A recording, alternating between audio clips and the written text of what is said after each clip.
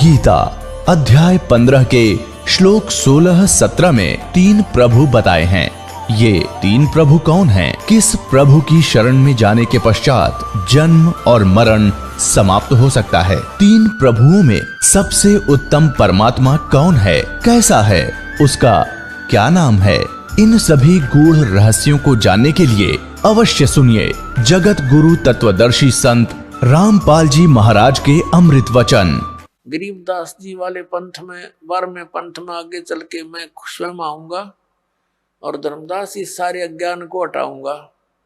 अब परमात्मा ने हो सकता है दास को किस इस योग्य देखा होगा तो अपने कुत्ते को छोड़ दिया भौंकने के लिए, अपने बच्चों को धनियों को जगाने के लिए।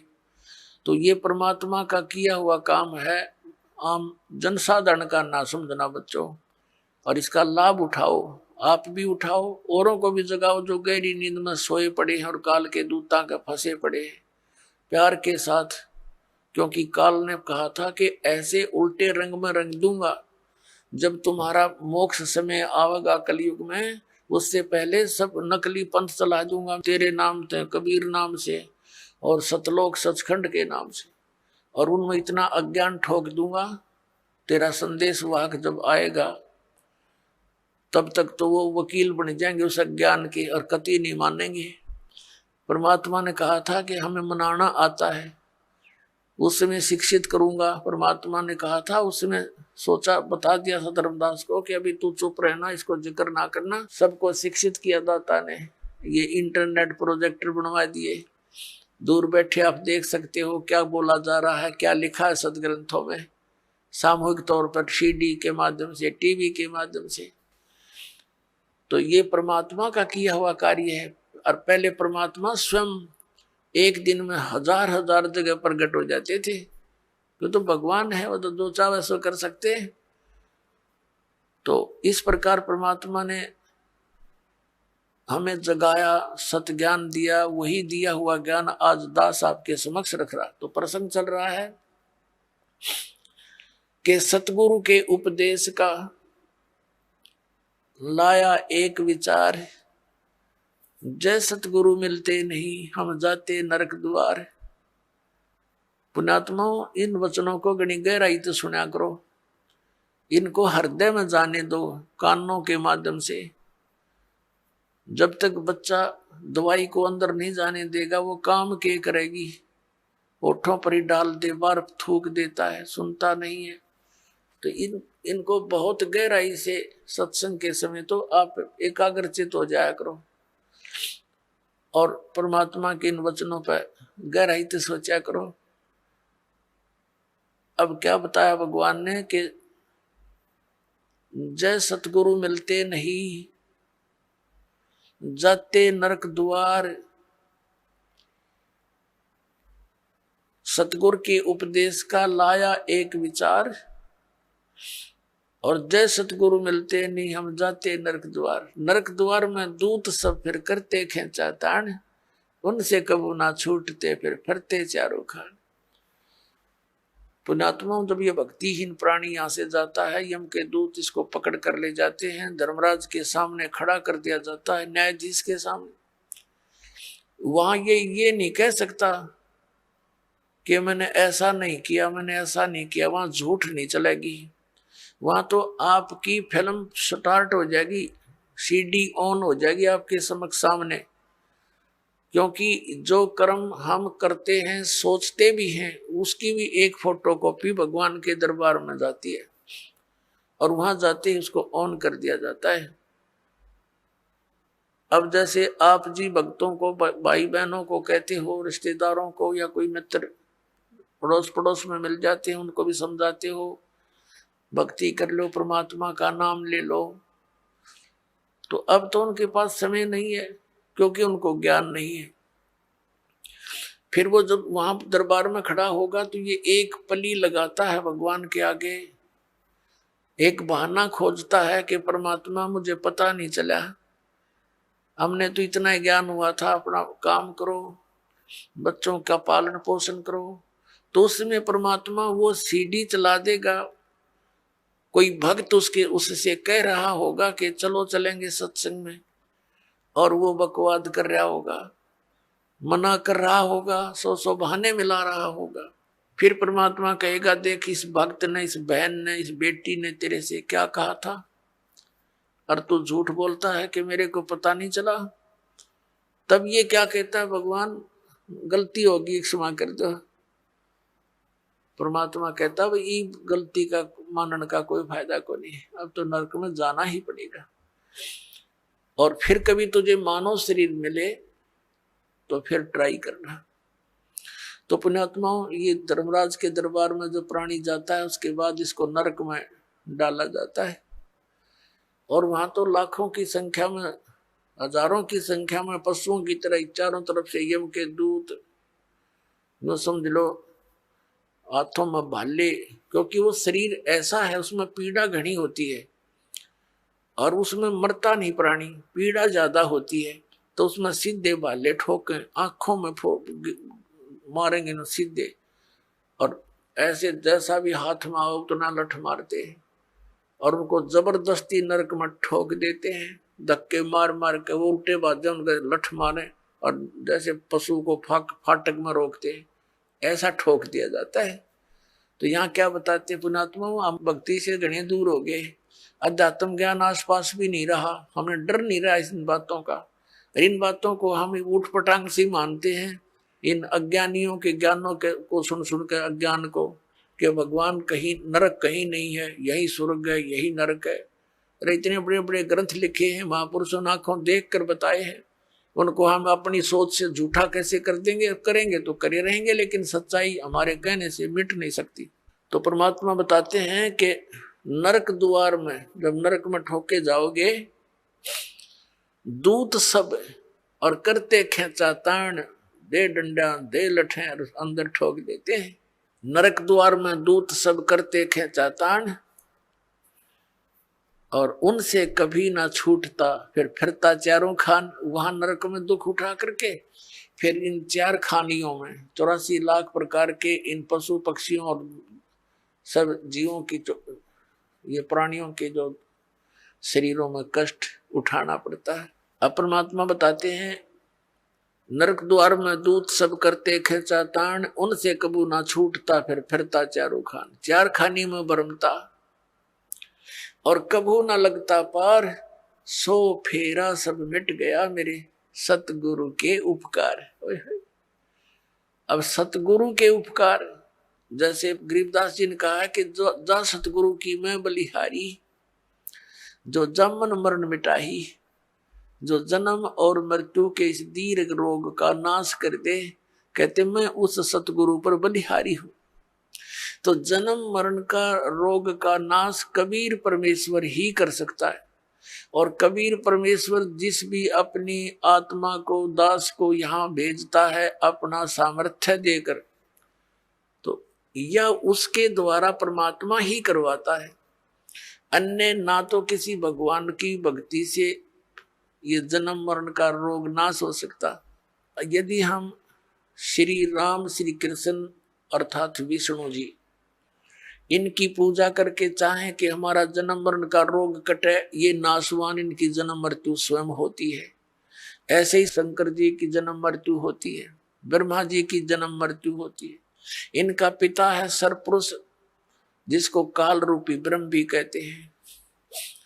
जो गीता बोल रहा है श्री कृष्ण जी में प्रवेश करके, वो स्वयं स्वीकारता है। गीता जी अध्याय नंबर 4 के श्लोक नंबर 5 और 9 में, अध्याय नंबर 2 के श्लोक नंबर 12 में, गीता जी अध्याय नंबर 10 के श्लोक नंबर 2 में ये कहता, अर्जुन तेरे मेरे बहुत जन्म हो चुके हैं, तू नहीं जानता मैं जानता हूं।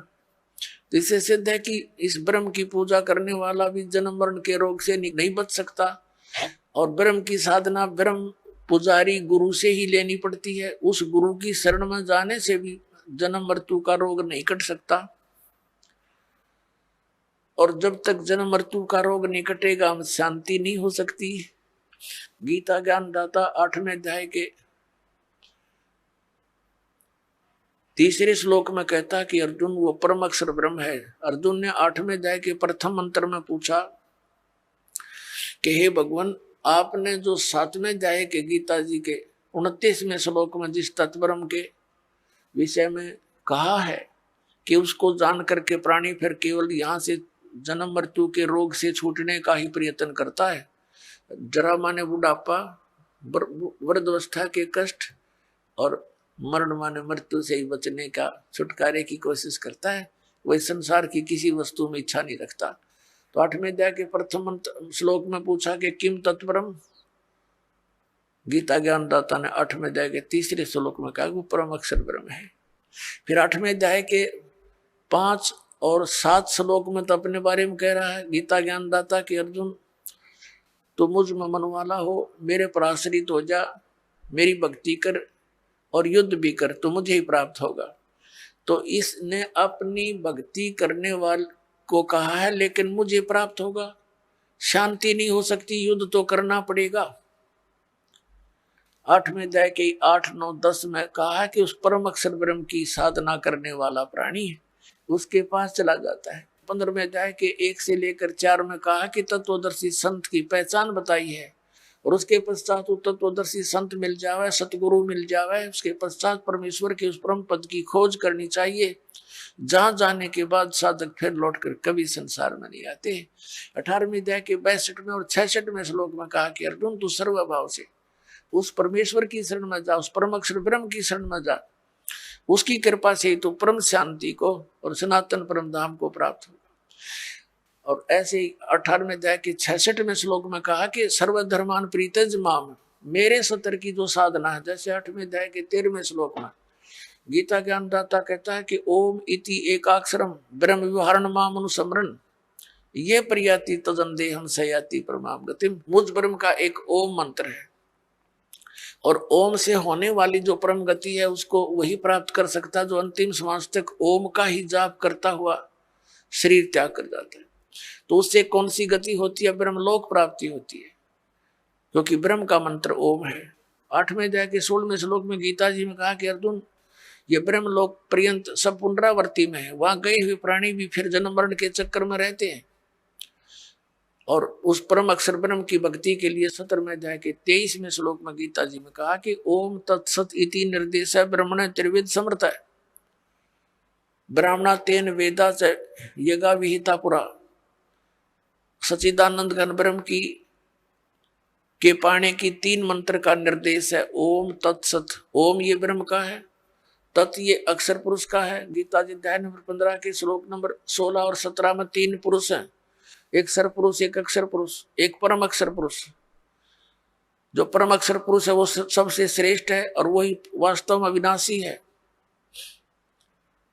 अन्य सर पुरुष और अक्षर पुरुष को नाशवान कहा है और उसके उनके लोकों में जितने प्राणी हैं वो भी नाशवान है। तो उनकी भक्ति से तो मोक्ष हो ही नहीं सकता। अब श्रीमद् भगवद गीता अध्याय नंबर 17 के श्लोक नंबर 23 में ओम तो ब्रह्म का जाप सर पुरुष का और तत् ये सांकेतिक है, ये अक्षर पुरुष का, और जो सत शब्द है वो भी सांकेतिक है। इसको सार नाम भी कहते हैं, इसको आदि नाम भी कहते हैं, वो है परम अक्षर ब्रह्म का। तो इन तीनों मंत्रों की मजदूरी से, इन तीनों मंत्रों की साधना से हम भगवान प्राप्त कर सकते हैं, उस मोक्ष सथल प्राप्त कर सकते हैं, वो सुख प्राप्त कर सकते हैं जिसके विषय में वर्णन किया गया है।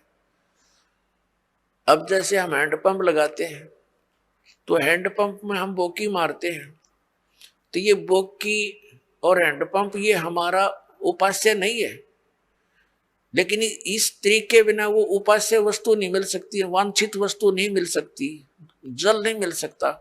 तो ये पूजा नहीं कर रहे हम तो वो साधन अपनाया है जिससे वो जल मिल जाए।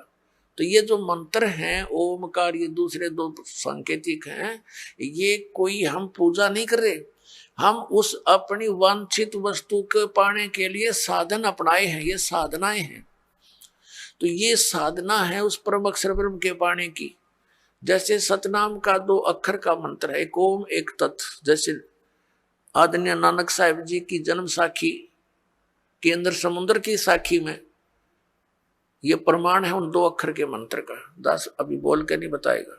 तो इन दोनों मंत्रों का जाप किया जाता श्वास उश्वास से। जैसे हमने जल निकालना, जल, तो उसके लिए हैंडपंप लगाएंगे तो पहले बोकी मारेंगे, माटी मिट्टी बाहर फेंकेंगे, बोकी मारेंगे, फिर बाहर निकालेंगे और पाइप नीचे छोड़ देंगे। यो काम है समझो सतनाम का। 2 अक्षर की बोकी चलेगी श्वास उश्वास से। अब ये सतनाम, ये बोकी ने अपना काम कर दिया, जल तक पहुंचा दिया, लेकिन बाहर जल नहीं प्राप्त हुआ। उसके लिए एक और आइटम लगाना पड़ा है, हैंड पंप, ऊपर मशीन बोलते हैं उसको, और फिर उसकी पूजा करनी है, उसको भी ऐसे लाना है, प्रैक्टिस करनी है, जब वो जल निकलता है। तो ऐसे ही केवल सतनाम प्राप्ति से भी मोक्ष नहीं, सार नाम नहीं मिलाता है, वो जल मिले नहीं। सार नाम समझो हैंडपंप का ऊपर का वो मशीन है। तो ये मशीन उसी समय लगी हुई सक्सेस होगी जब वो पाइप पूरी जल तक पहुंच चुकी होगी। बीच में अगर कोई कहे हैंडपंप लगा दे, मशीन फिट कर दे, मिस्त्री कभी नहीं करेगा। तो ये दास आपको ये सब व्यवस्था बता रहा है, ये आपने करनी है, मजदूरी करनी है इसकी। और जब सारनाम का समय आएगा, आपकी पाइप पहुंच जाएगी जल तक के आसपास, तो फिर हैंडपंप यानी सारनाम आपको दिया जाएगा। तो इस प्रकार हम ओम, उस परम अक्षर ब्रह्म के पाने का ओम तत्सत, ये 3 मंत्र का जाप है। ओम ये ब्रह्म का है, तत् ये अक्षर पुरुष का है, उसको परब्रह्म भी बोलते हैं, और सत ये परम अक्षर ब्रह्म का, इसको पार ब्रह्म कहते हैं। पार ब्रह्म, एक पर ब्रह्म, एक पार ब्रह्म। ब्रह्म तो ये सरपुरुष है, ये काल भगवान 21 ब्रह्मांड का स्वामी। अक्षर पुरुष इसको पर ब्रह्म कहते हैं, ब्रह्म से नेक्स्ट भगवान, पर यानी दूसरा। और इससे ऊपर पार ब्रह्म, पार ब्रह्म माने सबसे परले पार का, सबसे ऊपर वाला, वो पार ब्रह्म होता है। जैसे आप संतों की वाणी में पार ब्रह्म शब्द सुनते हो, वो पर ब्रह्म के लिए नहीं है, वो पार ब्रह्म यानी उस सत्य पुरुष की तरफ संकेत है, परम अक्षर ब्रह्म की तरफ संकेत है। तो जैसे तो उस परमात्मा के पाने का फिर 3 मंत्र का जाप है, ओम तत्सत। तो इस प्रकार हम उस परमात्मा को पाएंगे। कैसे पाएंगे? गीता जी अध्याय नंबर 18 के श्लोक नंबर 66 में कहा है, इस गीता ज्ञानदाता ब्रह्म ने सर्वधर्मान परित्यज माम एकम शरणम व्रज अहम तवा सर्व पापेभ्यो मोक्षामि मा शुच। ये क्या कहता है कि मेरे सत्तर की जितनी पूजाएं हैं वो मुझ में छोड़ दे, मुझे दे दे मेरे सत्तर का जो तूने मजदूरी करी है, फिर मैं तुझे यहां से जाने दूंगा नहीं, तू मेरा बंधक मजदूर है, और मेरा कर्ज उतार दे। फिर तू उसकी शरण में जा। एकम, एकम माने जिसके बराबर दूसरा ना हो, अद्वितीय, जिसके समान दूसरा कोई शक्तिशाली भगवान ना हो, उस एकम शरणम व्रज, उसकी शरण में जा। हरिन अज्ञानी हमारे धर्म गुरुओं ने अनुवाद करता है, ऋषि मंडलेश्वर ने अनर्थ कर रखे गीता जी में, अनुत्तम मान्यता थी, उत्तम बता रहे हैं। ये देखिए ने व्याकरण बदल डाली अपनी अज्ञानता के कारण। और व्रज माने जाना होता है, ये आना बोलते हैं, आना लिखा हुआ अनुवाद कर रखा है। इंग्लिश का वर्ड है गो, और गो माने जाना होता, आना तो हो ही नहीं सकता। ये तो मूर्ख है, अगर कोई उस सेंटेंस को ना समझकर उसका अर्थ आना कर रहा है तो वो बिल्कुल अज्ञानी व्यक्ति है, वो आशय को समझा नहीं, उस प्रकरण के आशय से वो परिचित नहीं है। अब ये जैसे गीता जी अध्याय नंबर 2 के श्लोक नंबर 7 में अर्जुन स्वयं स्वीकार रहा कि मैं आपकी शरण हूं, आप मेरे गुरु हो, मेरी बुद्धि काम नहीं करती, मुझे निर्णायक ज्ञान दो, मैं आपकी शरण हूं। अब यहाँ फिर नो कहो है कि मेरी शरण में आ जाओ, उसकी शरण तो पहले कह रहा है, मैं तो तेरी शरण खड़ा हूं, और सब धर्मों के कर्मों को मुझ में छोड़कर मेरी ये शरण में आ जा। अकल देखो इनकी, इन्हें बहुत सी जगह ऐसे अनर्थ कर रखे जहां ये समझ नहीं सके। तो ये ओम नाम का जाप इसको दे देंगे काल को, ये हमें यहाँ से जाने देगा, नो ड्यू सर्टिफिकेट लिख देगा ये। लेकिन ये तब लिखेगा जब गुरु साथ होगा, नहीं तो आपको बहका करके यही अपने नकली सतलोक, नकली अलख लोक, अगम लोक, इसने ब्रह्म लोक में बना रखे हैं धोखा देने के लिए, वहां पटक देगा ठाक है, और वहां जीवन बर्बाद कराओगे। कितने युगों के बाद फिर जमीन पर पटकेगा, सारा काम रह गया बना बनाया। तो सतगुरु की आवश्यकता आपके साथ रहेगी अंतिम सांस तक। तो जैसे अब प्रसंग चला है कि हम ओम नाम का जाप इसको दे देंगे और फिर हमने 7 संग ब्रह्मंडों को पार करके जाना है इस अक्षर पुरुष के परब्रह्म के 7 संग ब्रह्मंडों को, उसके लोक से जाने का किराया देना है इसका। वो तत् मंत्र जो आपको देते हैं वो उसके किराया देना है, उस वहां से फिर वो जाने के लिए हमें ये समझ लो टोल टैक्स समझ लो ये उसका अक्षर पुरुष के लोकों से पार होने का। और तीसरा जो मंत्र है वो सतलोक में स्थायी स्थान प्रदान कराओगा, जो आदि नाम है, सार नाम है। तो पुण्यात्मा गीता जी अध्याय नंबर 8 के श्लोक नंबर 8, 9, 10 में गीता ज्ञान दाता कहता है कि उस परम अक्षर ब्रह्म की साधना करेगा तो उसको प्राप्त होगा। उसकी साधना का मंत्र ये बताई दिया, ओम तत्सत नथिंग एल्स इति निर्देश है, बस यही निर्देश है। निर्देश का mean final direction, nothing else. और गीता जी में ना हरे राम हरे कृष्ण, ओम नमः शिवाय, ओम भगवते वासुदेव नमः, ये इस तरह की कोई मंत्र नहीं है। और जो श्रीमद् भगवत गीता में वे ऑफ वर्शिप नहीं है, पूजा का मार्ग नहीं है, उसको जो करता है तो वो शास्त्र विधि को त्याग कर मनमाना आचरण कर रहा है। अब प्रसंग आता पुण्यात्माओं, जो शास्त्र विधि को त्याग कर मनमाना आचरण करते हैं उनको न तो सुख हो न उनकी गति हो, बताओ, और न ही उनकी कोई कार्य सिद्धि हो। तो फिर इसीलिए तो हम भक्ति करते हैं और वो तीनों व्यर्थ, तो वो साधना के करने का कोई लाभ नहीं। इसी कारण से हम नास्तिकता की तरफ चल पड़े, भगवान को खोजते खोजते हम हार थक चुके हैं। अंत में हमने घुटी सूटी का सहारा ले लिया, चोरी ठगी करके हम सेठ साहूकार बनने की चेष्टा कर रहे हैं, वो दूने दुख उठा लेते हैं, पाप इकट्ठे कर लेते हैं। तो इस प्रकार इस ज्ञान से हमें ये विष दिखाई देगा। परमात्मा कहते हैं जैसा दर्द आपना हो ऐसा दंड बराने। पुण्यात्मा हो, आप किसी ऑफिस में जाते हैं, दयाहीन प्राणी हो गए, उनको दर्द नहीं दिखाई देता कि कहाँ से आया है ये व्यक्ति, भूखा प्यासा है, उनको केवल अपना बकवाद उद्देश्य से उनका उल्लू सीधा हो जाता है, तो वो आपका कार्य करेंगे ना, तो कति नहीं करें, चौड़नी चाहिए उन्हें पहले। अब दास जब नौकरी लगा 1977 में, तो उसमें कोई एक आध अधिकारी के ऊपर उंगली टिका करती कि वो भ्रष्ट है, बाकी सब ठीक थे। अब एक आध अधिकारी कर्मचारी रह रहा है, उस पर उंगली टेके यूं ठीक है, बाकी सब एक जैसे हो गए। तो यह क्यों बिजली गिर गई? अज्ञान से। पहले डरते थे भगवान से, भगवान का भय निकल गया और विष खाने लग गए, हाहाकार मच गई। एक शहर में देख लो डॉक्टर है भगवान, दुनिया भर के वैद्य डॉक्टरों की दुकान खुल गई। मेडिकल में जाकर देख लो, किसी में खचाखच भरे पड़े हैं, उधर पाप इकट्ठे करें वहां भोगे पड़े पड़े। यही परमात्मा कहते हैं जीवित जग में जूती पड़े फिर जम तोड़े छाती। हाँ, जीवित यहाँ ब्रान माटी होगी, राग गयम के दूध गढ़ेंगे, वो नारे दुख तुम्हारे ऊपर। तो इस विष ने कौन खाओगा जब ज्ञान हो जाएगा? तो ये कारण क्यों हो गया? क्योंकि हम भगवान के विधान से अपरिचित होकर पाप कर रहे हैं।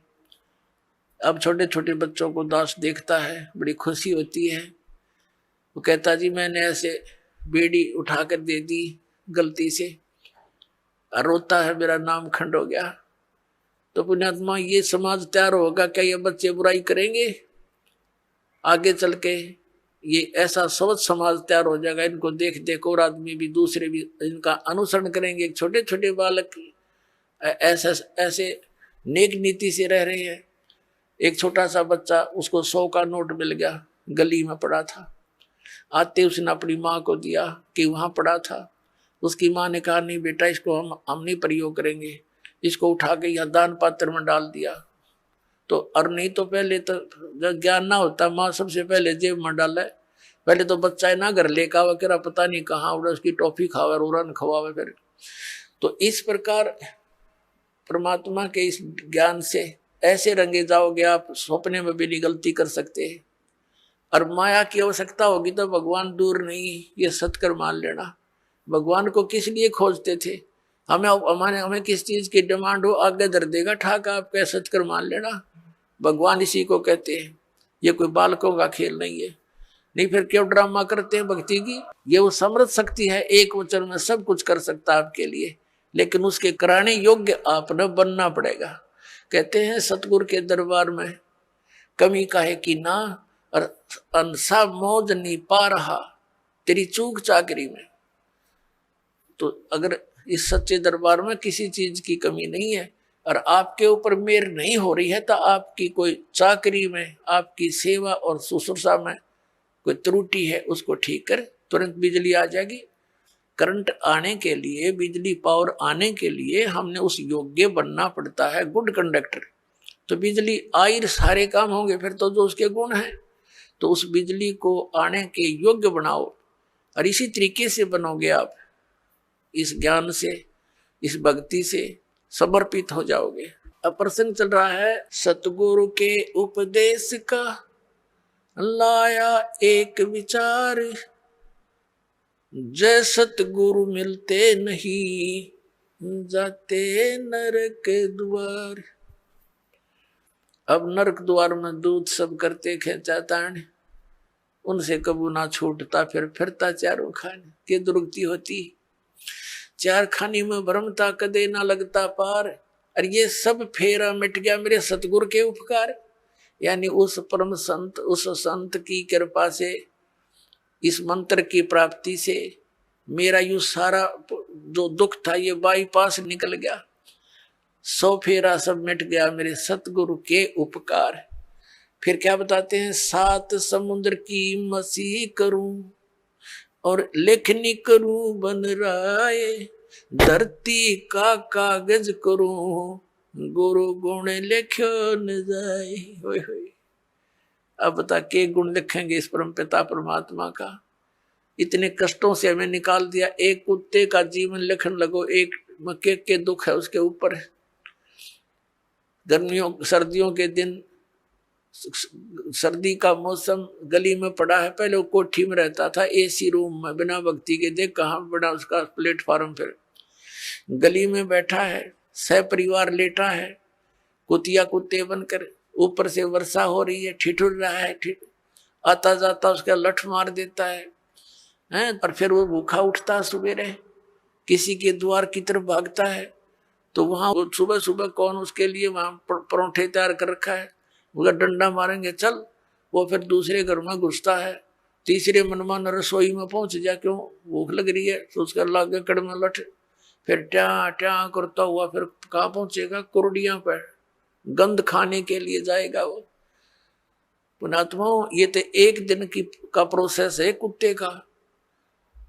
इसको सारे गधे कुत्ते सब 84 लाख योनियों को देखते हुए इसको लिखण लगे तो परमात्मा कहते हैं परमात्मा के गुणों का, या पूरी पृथ्वी जितना कागज हो, 7 समुद्रों की इंक हो, ये सब खत्म हो जाए पर परमेश्वर के इस गुण का अंत नहीं। अब पुण्यात्मा परमात्मा बताते हैं, गुरु गोविंद कर जानियो रहियो शब्द समाए, मिले जब दंडवत बंदगी नहीं तो पल पल ध्यान लगावे।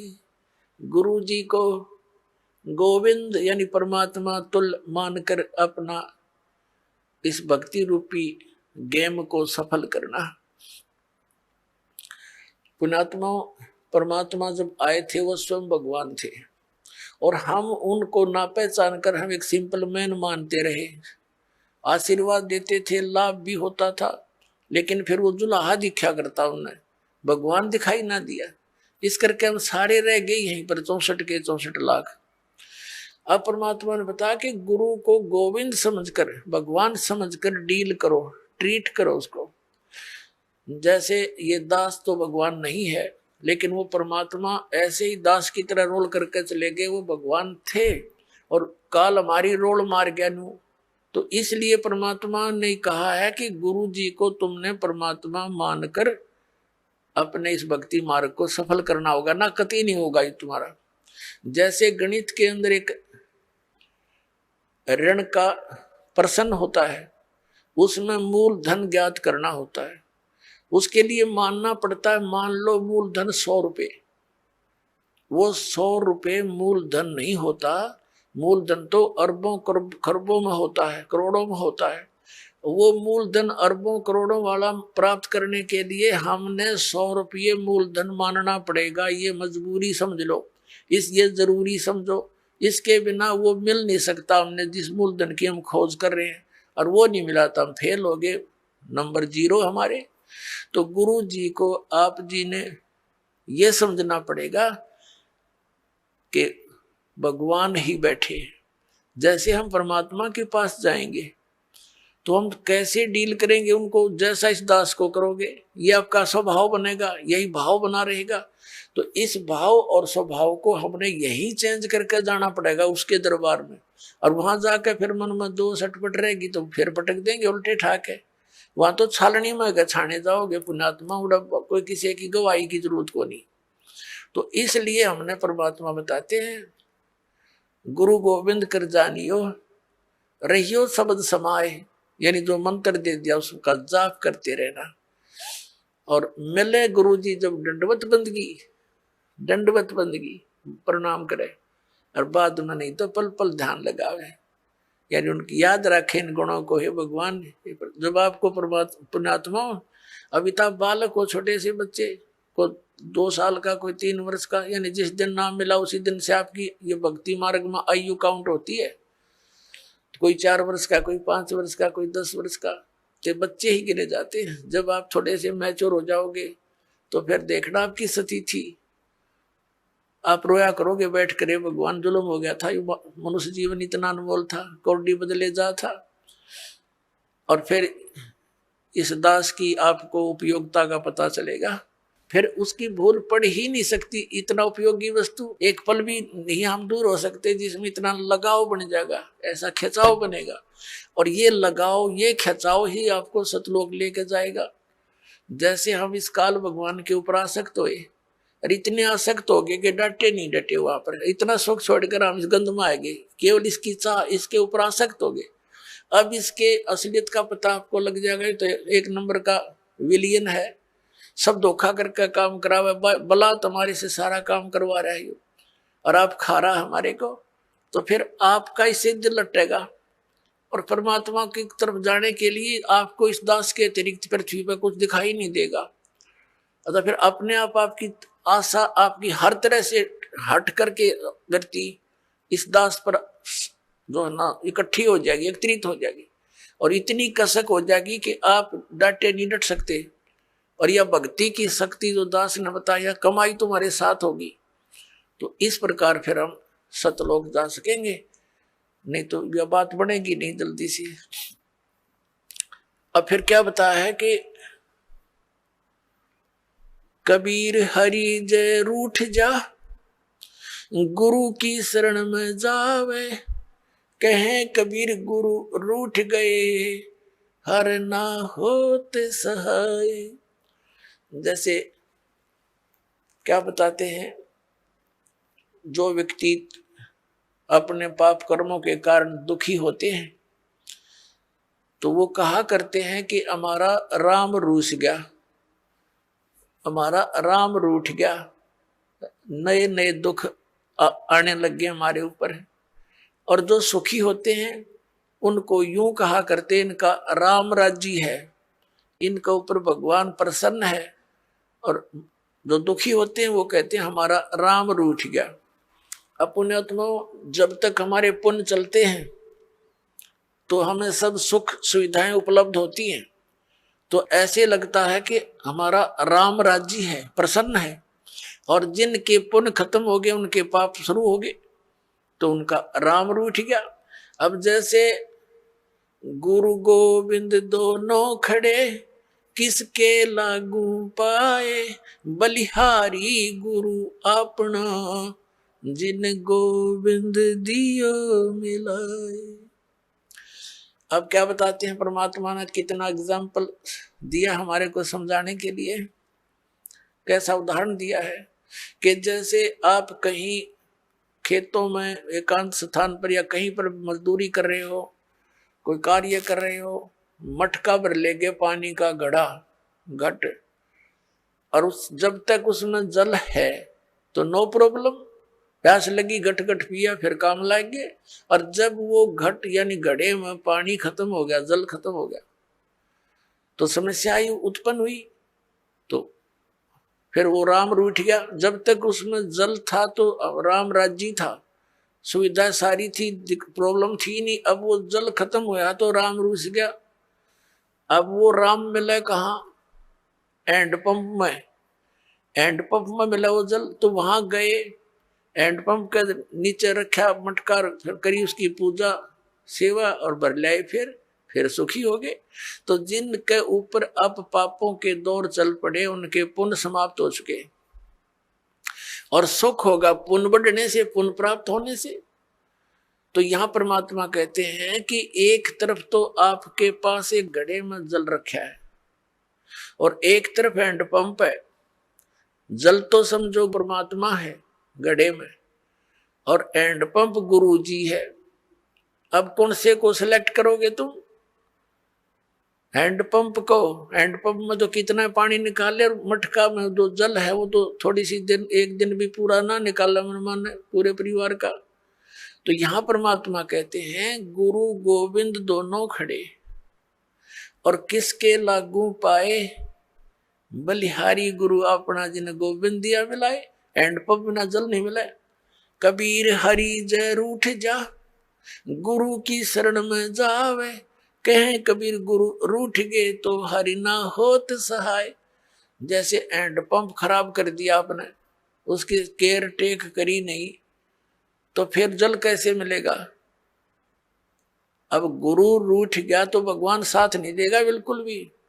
परमात्मा कहते मम संत मुझे जान मेरा ही स्वरूपम, मेरे संत को मुझे ही जान लेना तब मैं तेरे निकट आऊंगा।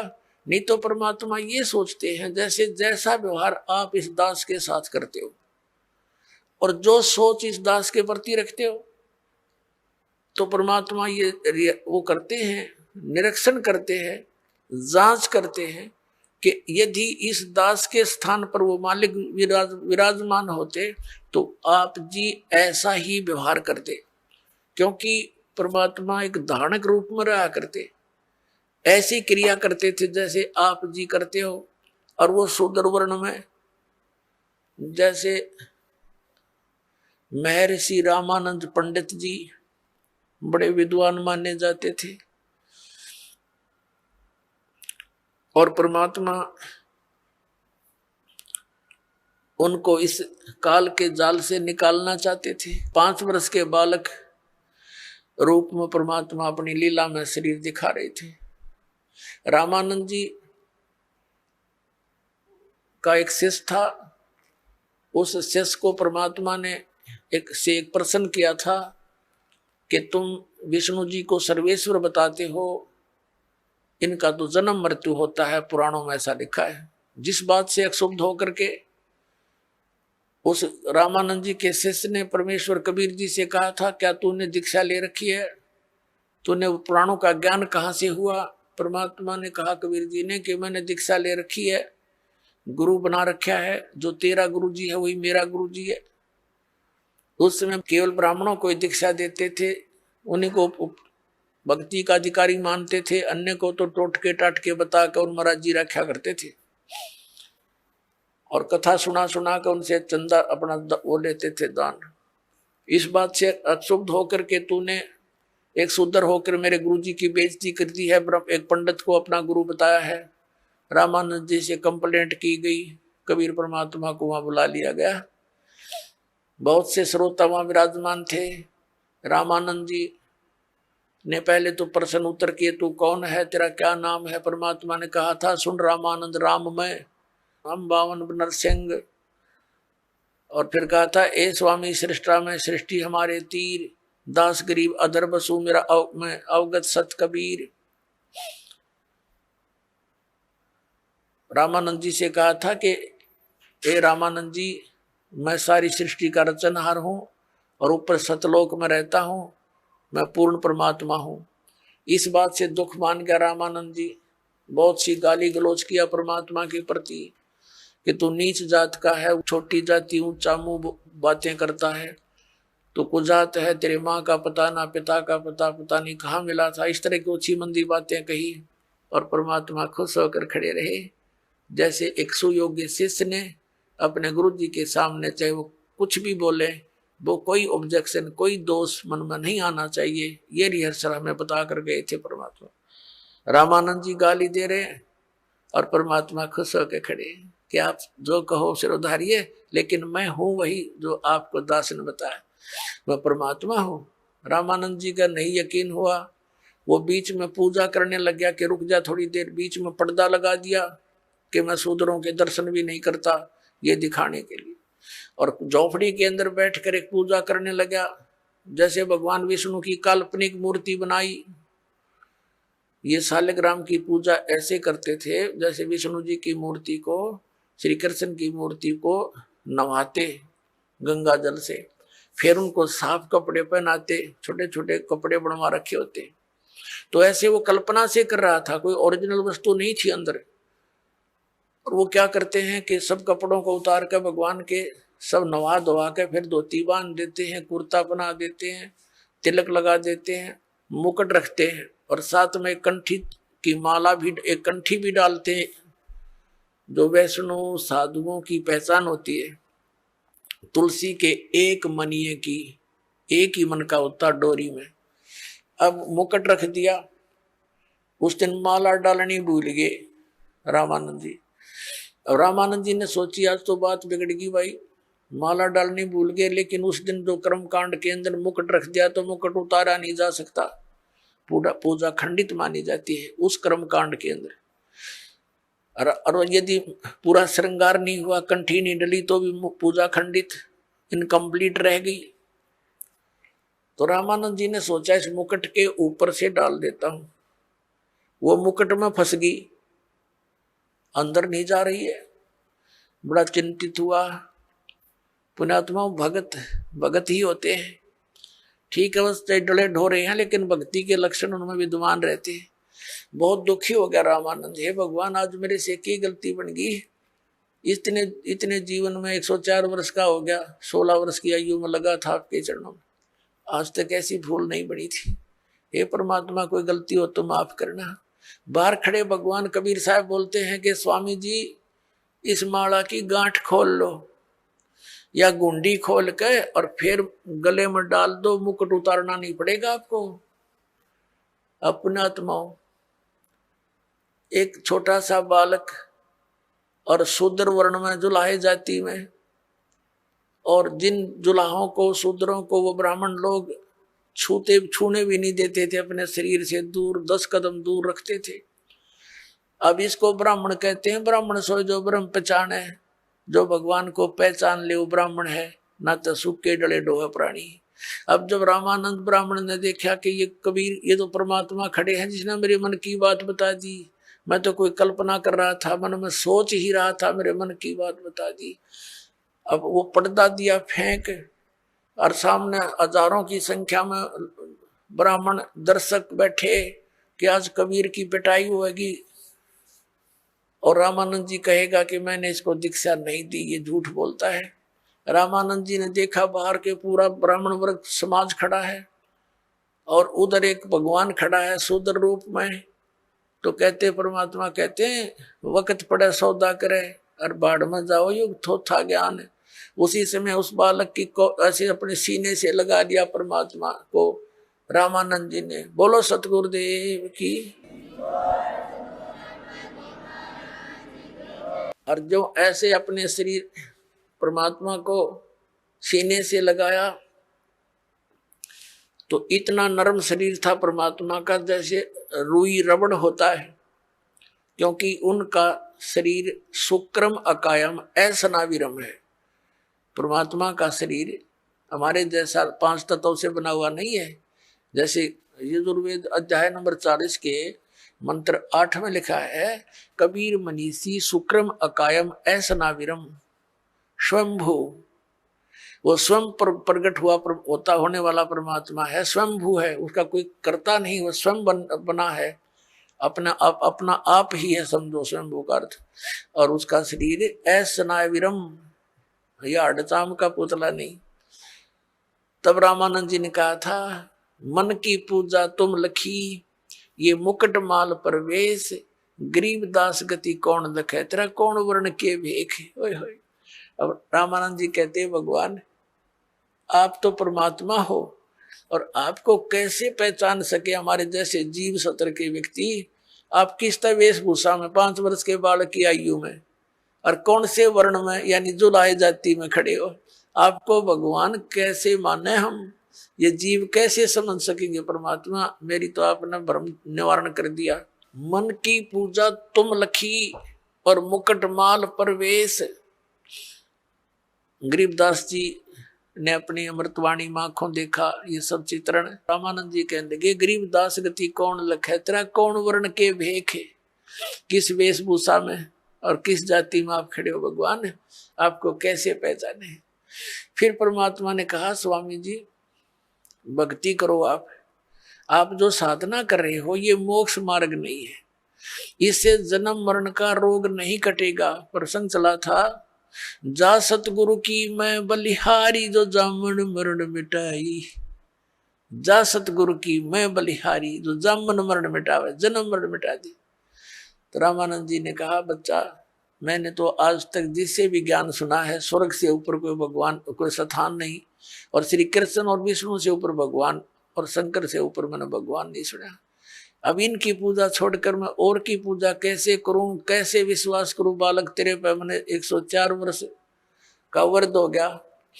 अब आप जो बताने जा रहे हो कि परमात्मा और है, क्योंकि परमेश्वर कबीर जी ने सारा कुछ बताया, आपकी गीता जी में लिखा है 18वें अध्याय के 62वें श्लोक में, 18वें अध्याय के 66वें श्लोक में आपका गीता ज्ञानदाता कहता है कि तू सर्वधर्मान परित्यज मामेकम शरणम व्रज, तो सर्व भाव से उस परमेश्वर की शरण में जा, उसी की कृपा से तू परम शांति को प्राप्त हो।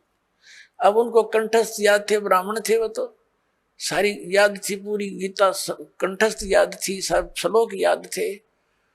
तो रामानंद जी ने कहा कि भगवान हम तो इसका व्रज का अर्थ उल्टा ही लगाए बैठे थे। तो परमात्मा ने कहा अब उल्टा कर लो, क्योंकि गाड़ी को उल्टा डाल ले तो चले नहीं, गाड़ी को सीधा ही खड़ा करना पड़ेगा। परमात्मा ने कहा कि उसकी शरण में जाने के लिए जो साधना है वो 17वें अध्याय के 23वें श्लोक में लिखा। ये तत् और सत मेरे पास है, ये मंत्र कबीर साहब ने कहा था रामानंद जी को। ओम तो सार्वजनिक है ही। तब रामानंद जी ने कहा कि देख बच्चा, मैंने सारी उम्र खो दी इसी भक्ति में, अब कहीं मैं घर का रहूं ना घाट का। 104 वर्ष का बूढ़ा हो गया, आप साधना बताओ, कहीं प्रमाण दिखाई देता नहीं। ठीक है, ये गीता जी का मंत्र तो मैंने याद है, ओम तत्सत, लेकिन ये सब कुछ देख कर भी विश्वास नहीं हो पा रहा मुझे। तो परमात्मा कहने लगे कि हमारी बात पर जो विश्वास करेगा तो उसको हम प्रमाण भी दिखा देंगे। रामानंद जी ने कहा, देखो मैं 16 साल की उम्र से लगा था, 16 वर्ष की आयु से, और आज तक मैं यही साधना करता हूं। मैंने पूरा शरीर अपना साध रखा है, समाधिस्थ भी होता हूं। परमात्मा ने कहा, आप समाधिस्थ हो कि कहां तक पहुंचते हो समाधि में? अब वो समाधिस्थ हो गए, अभ्यास था डेली का, योग युक्त होने का, एकदम समाधिस्थ हो गए। समाधि क्या है? सपना सा होया करता है, सपना सा। एक ऐसी स्थिति आ जाती है कि वो भूल जाता है मैं कहाँ बैठा हूं, और ऊपर के जो साजबाज दिखाई देना शुरू कर देता है। तो परमात्मा उनके साथ साथ जा रहे हैं। रामानंद जी पहुंच गए, आगे त्रिकुटी पर पहुंच जाता है प्राणी। ये ओम नाम के जाप का साधक त्रिकुटी पर जाता है। वैसे भी जो अन्य साधना करते हैं वो भी जो धर्मी पुरुष होते हैं वो सीधे साधक त्रिकुटी पर ही पहुंचते हैं। वहां से फिर 3 रास्ते बन जाते हैं। तो परमात्मा ने कहा कि यहाँ आगे कहाँ जाओगे स्वामी जी, समाधि दशा में बातें हो रही जैसे स्वप्न में होते हैं। अब रामानंद जी कहता आगे मुझे पता नहीं, मैं तो यहीं तक पहुंच पाता हूँ। तो परमात्मा ने कहा कि ये जो लेफ्ट साइड का रास्ता है ना, ये जाता पहले धर्मराज के दरबार में। ये पूरी न सोच ले सेक्रेटरीट है ये पूरा। जब आपकी मृत्यु होगी तभी जा सकोगे, आगे पहले नहीं जा सकते वहां। तो वहां आपका अकाउंट होगा, आपने जिस भी देव की पूजा कर रखी है उसी के लोक में आपको भेज दिया जाएगा। तो ऐसे ही सबका अकाउंट यहाँ होकर के फिर उन अन्य स्थानों पर भेजा जाता है। राइट साइड के अंदर ये 88,000 खेड़े हैं और ये दूसरे टाइप के व्यक्ति इधर भेजे जाते हैं। और सामने जो है ये ब्रह्मरंध्र है, सामने का जो है ये तुम्हारे किसी मंत्र से नहीं खुल सकता, ये ब्रह्मलोक को जाता है। आपके पास जो मंत्र हैं आप जाप करते हो, ओम नमः शिवाय या ओम भगवते वासुदेव या हरे राम कृष्ण राधे श्याम, इन करके जाप देख लो आप। रामानंद जी ने सारा कुछ कर लिया लेकिन वो गेट नहीं खुला। तो परमात्मा ने कहा मैं खोलूं मेरे सतनाम से। परमात्मा ने कहा देखिए मैं सिमरण करता हूँ सतनाम का। वो तो मालिक थे, सिमरण किया, एकदम सामने का गेट में पट दे ही खुल गया। अकाज है मेरे साथ। उनके अब अंदर जाते ही ऑटोमेटिक ही फिल्म बंद हो गया। ऊपर ले गए ब्रह्मलोक में, ब्रह्म दिखाया। ये अपने पुत्र का रूप धारण करके किसी कभी ब्रह्मा रूप धारण कर लेता है, कभी विष्णु कभी शिव जी। इससे आगे फिर ले गया इसके 21वें ब्रह्मांड में तपस्या दिखाई, जहां ये भून कर 1,00,000 प्राणियों को खाता है।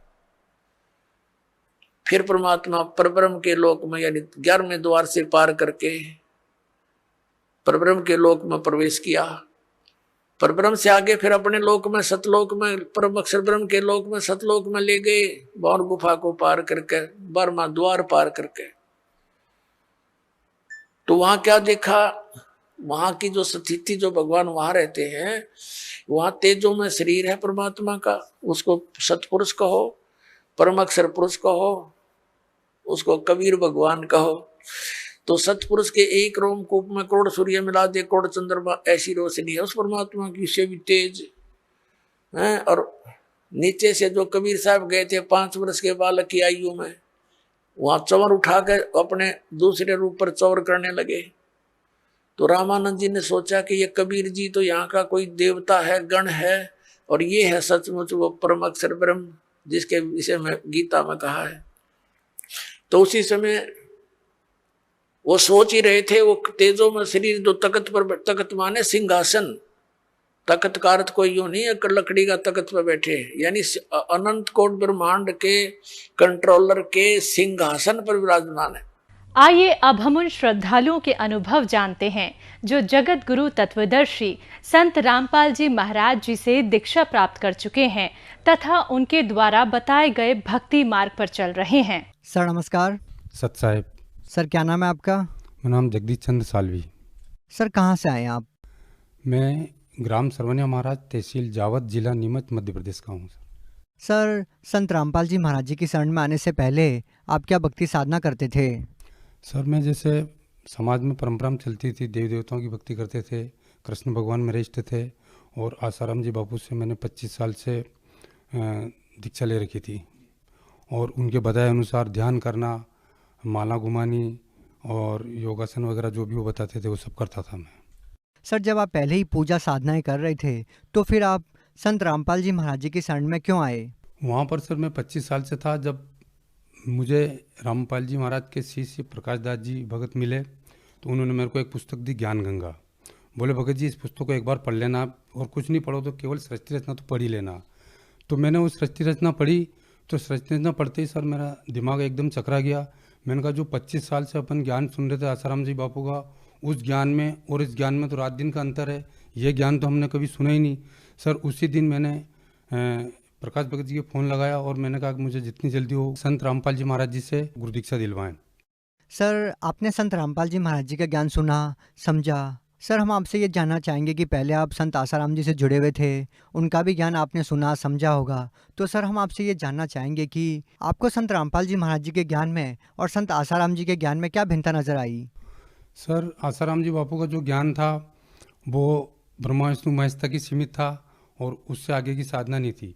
लेकिन जब रामपाल जी महाराज का ज्ञान सुना तो रामपाल जी महाराज का ज्ञान शुरू से लेकर आखिरी तक इतना पावरफुल और इतना ये है सर कि सतलोक और काल निरंजन और परम ब्रह्म, पूर्ण ब्रह्म, इन सब की जानकारी मिली, और कबीर साहब ही पूर्ण परमात्मा है इसकी जानकारी मिली। सर एक बात बताइए, अगर संत आसाराम जी के पास सद्ज्ञान नहीं होता तो इतने सारे लोग क्यों जुड़ते? आसाराम जी बापू के वहाँ सब जो भी भक्ति होती थी उसमें भजन है, नाच गाना है, ऐसे होते थे सर। लेकिन रामपाल जी महाराज के वहाँ पर जो वास्तविक ज्ञान बताया, शास्त्रों के अनुसार ज्ञान बताया। और बहुत सारे लोग ऐसे थे जो नशा नहीं छोड़ना चाहते थे, लेकिन रामपाल जी महाराज के यहाँ पर नशा छुड़ा देते हैं और कई प्रकार की कुरीतियाँ हैं वो छुड़वाते हैं। सर, जब आपने संत रामपाल जी महाराज जी से नाम दीक्षा ली तो उसके बाद आपको क्या लाभ मिला? सर, रामपाल जी गुरु दीक्षा लेने के बाद मुझे सबसे पहले तो एक दिन मैं आगरा के लिए जाने वाला था, तो अचानक मेरी बीपी बढ़ गई और बीपी इतनी बढ़ गई कि मेरी मतलब आँखों के सामने काला अंधेरा हो गया और मेरा जाबड़ा खींचाने लगा, जी घबराने लगा और मैं नीचे गिरने ही वाला था कि मिसेस ने मुझे गुरुजी के वहाँ से, जो रामपाल जी महाराज के वहाँ से अमृत जल मिलता था, वो अमृत जल थोड़ा पिलाया, उससे मेरी हालत ठीक हुई। तो मेरी बच्ची वहीं पे थी, उसने कहा पापा अपन डॉक्टर के पास चलें, तो मुझे वहीं स्थानीय डॉक्टर के पास ले गए। तो डॉक्टर ने मेरी वो बीपी चेक करी तो मेरी बीपी 30 से नीचे जा रही थी। तो डॉक्टर साहब ने बोला कि तुम तत्काल नीमच जाओ और वहाँ जाकर डॉक्टर को दिखाओ। तो बच्ची और हम फिर वहाँ से निकले, सीधे डॉक्टर के पास गए। नीमच में नर्सिंग होम है, चौधरी डॉक्टर साहब, उनको वहाँ जाके दिखाया। तो डॉक्टर साहब ने जैसे आके मुझे चेक किया, उन्होंने बोला आपको कैसा लग रहा है? मैंने कहा सर पहले मेरा हालत ज़्यादा ख़राब हो गई थी, आंखों में काला पीला आ गया था और जीव घबरा रहा था, लेकिन अभी तो मुझे कुछ भी नहीं हो रहा है। तो उन्होंने चेक वगैरह करी, बोले 30 से नीचे बीपी जा रही हो रहा, अभी भी आपको कुछ नहीं हो रहा है? मैंने कहा हाँ सर। रामपाल जी महाराज जी से मैंने जो दीक्षा ली थी तो वहाँ से जो अमृत जल मिला था, उस अमृत जल की कृपा से मैंने जैसे अमृत जल पिया और मैं वहाँ से एकदम ठीक हो गया। संत रामपाल जी की दया से मेरी बीपी लो होने के बावजूद भी मैं एकदम उनकी कृपा से ठीक हो गया। और सब मेरी बच्ची एक डिलीवरी के लिए अस्पताल में ले गए थे, जहाँ डॉक्टर हाँ अभी हो जाएगी, हाँ 1 घंटे बाद हो जाएगी, ऐसे करते करते उन्होंने 4 दिन निकाल दिए। जब 4 दिन निकाल दिए तो हमें बड़ी परेशानी हुई, तो हमने जाके गुरुजी से प्रार्थना लगाई।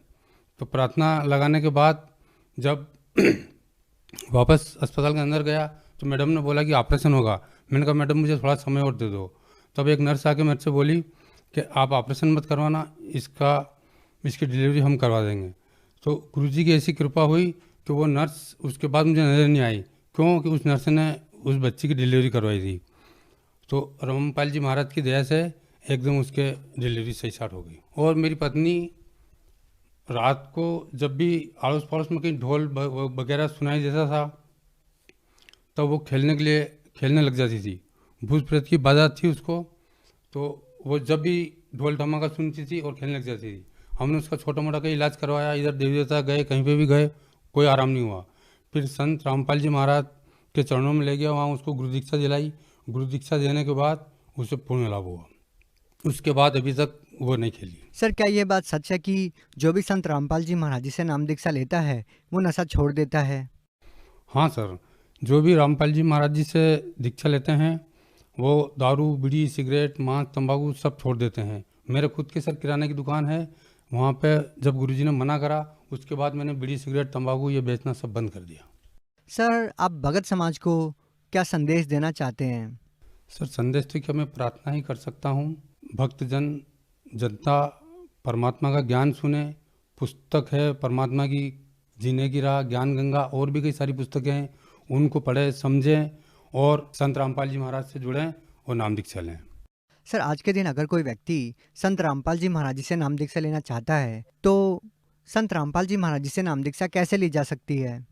सर, कई सारे टीवियों पर संत रामपाल जी महाराज के प्रोग्राम आते हैं और यूट्यूब और फेसबुक पर भी आप संत रामपाल जी महाराज का सत्संग सुन सकते हो। उनके नीचे एक पट्टी आती है, उस पट्टी में आप उनका नंबर लेकर नज़दीकी नामदान सेंटर से गुरु दीक्षा प्राप्त कर सकते हो। जी, बहुत बहुत धन्यवाद। धन्यवाद सर।